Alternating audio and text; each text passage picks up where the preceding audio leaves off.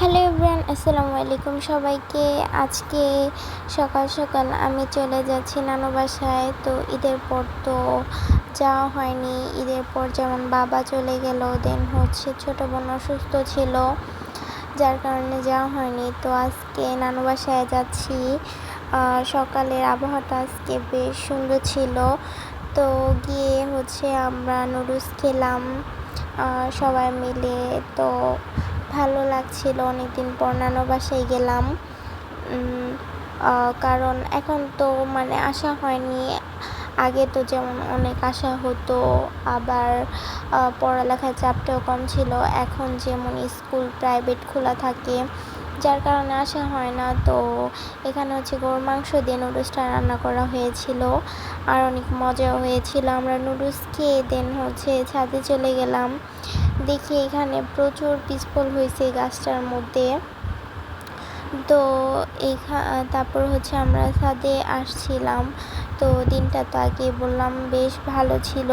তো আম গাছে আম হয়েছিল, আর এখানে যেমন একটা পানি ফল গাছ ছিল। তো ওটাকেও দেখছিলাম, অনেক সুন্দর ছিল। এখানে উপরে অনেকগুলো আমই ছিল।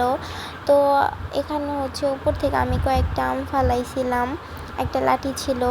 তো তারপর এখানে আমি নিচে আইসে একটা একটা করে উঠাচ্ছিলাম। সব পাকায় পড়ে দেন ফেটে গিয়েছিল। আর আমগুলা এত সুন্দর ছিল পাকা একদম। আর পাকায় পড়ে আর কি প্রত্যেকটা আম এখানে ফেটে গিয়েছিল। আমি একটা প্লেট নিয়ে দেন এটার মধ্যে উঠাচ্ছিলাম। তো আমগুলা দেখতেও যেমন সুন্দর, আর খেতেও প্রচুর মিষ্টি, আর অনেক বড়, আর দেখতে অনেক সুন্দর। আর আঁশ হয় না আমগুলার মধ্যে। নানু বাসার এই আমটা তো এত বড় ছিল, আর এটা প্রচুর পরিমাণে রস পড়তেছিল আমটা থেকে। এত রস আর এত ভালো ছিল। দেন আমাদের জন্য মামা এখানে আইসক্রিম নিয়ে আসছিল, দেন মাশমেলো নিয়ে আসছিল।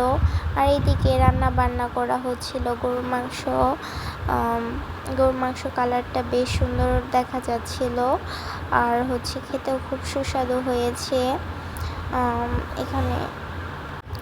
তো তারপর এখানে রান্না বান্না প্রায় শেষ হয়ে আসছিল।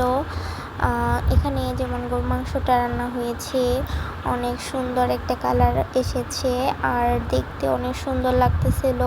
খেতেও খুবই খুবই সুস্বাদু হয়েছিল। আর এখানে পোলাও রান্না হয়েছিল, আর লেবু, তারপর সালাদ, এগুলাও কাটা হয়েছিল। আবার আমরা খাওয়া দাওয়া শেষ করে দেন একটু নানু বাসারে একটু নিচে এই পাশে অনেক গোলা গাছ, এখানে আর কি বালুতে ভরা হয়েছে। এত সুন্দর পেয়ারা হয়েছে গাছগুলার মধ্যে, সবাই মাশাআল্লাহ বলে যাবেন।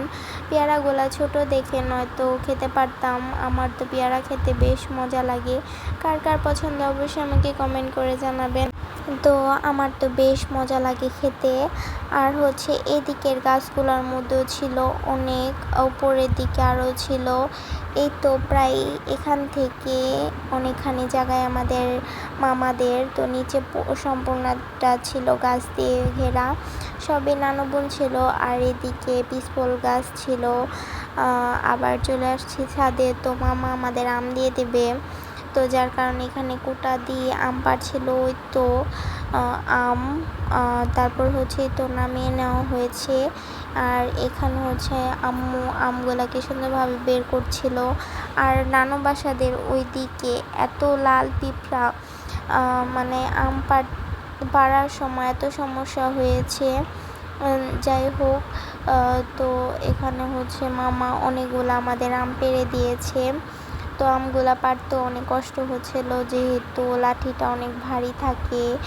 আবার তার মধ্যে উপরে তাকিয়ে তাকিয়ে আম পারলেও তো একটা ঘাড়ে সমস্যা মনে হয়। তো এখানে তারপর আমরা বাসায় এসে পড়েছি। রাস্তার কোনো ভিডিও করা হয়নি, কারণ আসার সময় তো আম নিয়ে আসলাম।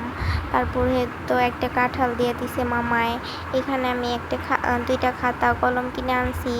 তারপর এই প্যাকেটের দুধটা মামায় দিয়ে দিয়েছে। মামা আর কি সিমেন্টের কোম্পানির থেকে আর কি দিছে।